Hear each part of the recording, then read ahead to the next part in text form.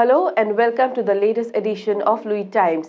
Stay tuned as we bring you the top 10 news of the day. Greencell Mobility, a leading electric mobility solutions provider, has announced that the Director of Urban Transport selected Greencell Mobility as a partner to deploy 150 intra-city electric buses to Ayodhya for the momentous Ram Mandir consecration ceremony. The use of these 150 e-buses will contribute towards significantly reducing carbon footprint by avoiding approximately over 600 tons of tailpipe emissions per month. These e-buses were flagged off in Ayodhya by Uttar Pradesh Chief Minister Yogi Adityanath on 14th of January 2024.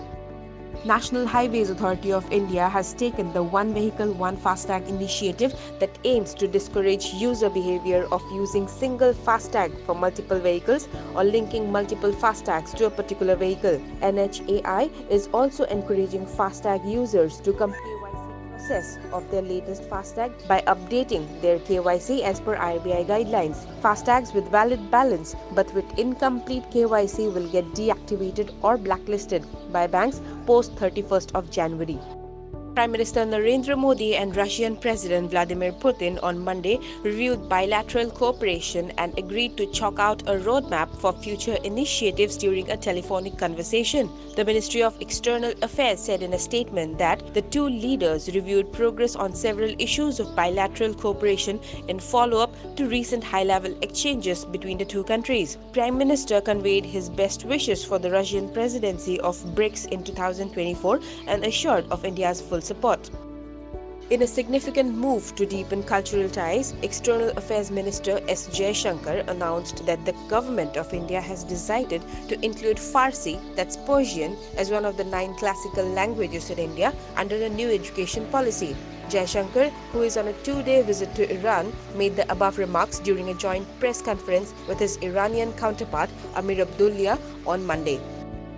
The Indian Meteorological Department on Monday issued thunder with lightning and hailstorms alert for several districts of Assam on January 17. The Regional Meteorological Center in Guwahati predicted that hailstorm is likely in 10 districts of the state, including Morigao, Nagaon, Sonitpur, Vishwanath, Lakhimpur, Sivsagar, Dhemaji, Saraideo, Dibrugarh and Tinsukia.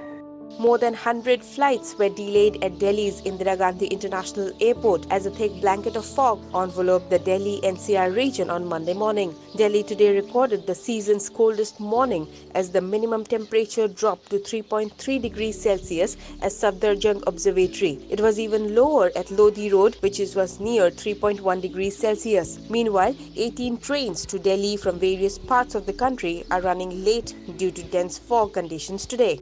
Maldives President Mohamed Mizu has given a deadline to India to withdraw its troops from the island nation. The Maldivian president said that the Indian military personnel should leave the nation by 15th of March. The development comes a few days after Mohamed Mizu met Xi Jinping on his first state visit to China after being elected. Maldives recently upgraded ties with China after a diplomatic row between India and Maldives that erupted after Maldivian ministers made derogatory comments against Prime Minister Narendra Modi's post his visit on Lakshadweep Island. Well, 77 Indian soldiers are posted in the archipelago country and 12 medical personnel from the Indian Armed Forces. Donald Trump wins Iowa caucus and thus becomes the first Republican contest of US presidential race. A victory in Iowa for Trump would give weight to his argument that he is the only Republican candidate capable of taking Democratic President Joe Biden. The former president's dominant position has turned the contest into a race for second place, as both Florida governor Ron DeSantis and former UN Ambassador Nikki Haley aim to emerge as the chief alternative to Trump.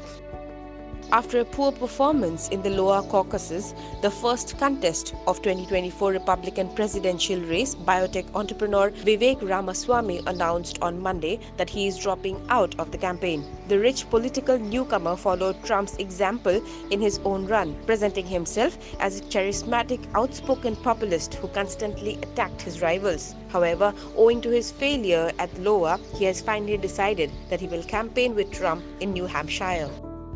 Naomi Osaka's return to Grand Slam ended in a first-round defeat against Caroline Garcia at the Australian Open 2024. Osaka, a two-time champion in Melbourne, was competing in her first Grand Slam tournament in more than a year when she fell to Garcia on Monday. The Japanese star took 15 months away from tennis to prioritize her mental health before becoming a mother for the first time in July.